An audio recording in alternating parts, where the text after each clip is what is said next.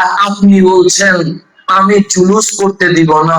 কেন? বাংলার মাটি আপনার বাবা যে অধিকার দিয়েছে, বাংলার জমিন থেকে তুমি জুলুস বন্ধ করবা। তুমিও মিছিল করো, আমিও মিছিল করি। আমার মিছিলে ইয়া রাসূলুল্লাহ তুমি মিছিল করো, জুলুস করতে দিব না। তো জুলুস করতে দিব না বলে যদি মিছিল করা যায়, বলে মিছিল করা আরো বেশি যায়। তোমারটা পয়লা বৈশাখে তুমি লুঙ্গি আর গেঞ্জি পরে এসো হে বৈশাখ, এসো হে বৈশাখ বলে নামতে, তখন ফতোয়ার প্রয়োজন হয় নাই। আজকে আমরা যখন নারে রেসালাত বলি, তোমার আবার ফতোয়ার ফুলঝুরি বাড়ছে কেন? তাহলে বোঝা যায় তুমি বৈশাখেরটা পাইছো, আমরা ঈদে মিলাদুন্নবীটা পাইছি। তুমি বৈশাখ নিয়ে মাওলার দরবারে হাজির হবা, আমরা কাকলিওয়ালার পিছনে নারে রেসালাত বলে আমার আল্লাহর সামনে হাজির হব ইনশাআল্লাহ। বাস কথাকে আমি শেষ দিকে নিয়ে আসছি। ঈদে মিলাদুন্নবীর ফজিলত, এরকম সূর্য ডুববে আর উঠবে, ঈদে মিলাদুন্নবীর ফজিলত শেষ হবে না। আমি বান্দা মানুষ, কখনো সত্য বলতি, কখনো মিথ্যা বলার সম্ভাবনা আছে।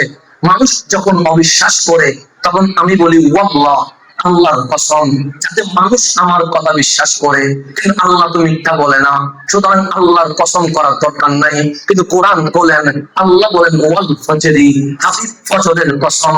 মাওলা সুবর কার? আল্লাহ বলে আমার।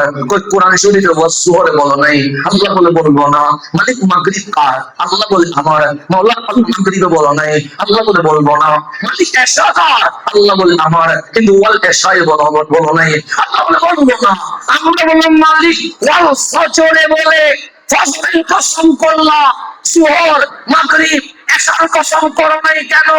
আল্লাহ বলে সুহর আসর মাগরিব এশা এগুলোর কসম করবো না, কিন্তু বলবো ওয়াল ফজরি, হাবিব ফজরের কসম কেন?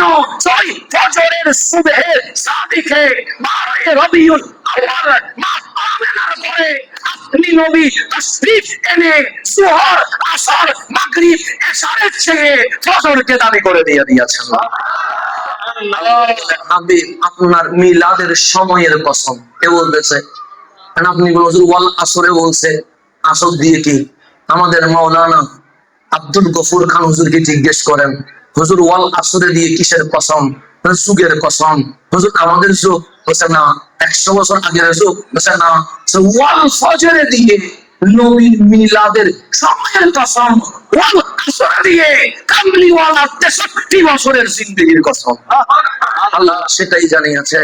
আল্লাহ নবীর মিলাদের সময়ের কসম করে আমরা মিলাদুন নবীর জুলুস করলে আপনি রাগ করেন।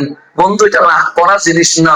তুমি আসি দেখো না, একবার ইয়া রাসূলুল্লাহ বলে দেখো না, মনে হবে তোমার মুখ থেকে জান্নাতের আবহাওয়া বের হওয়া শুরু করে দিয়েছে।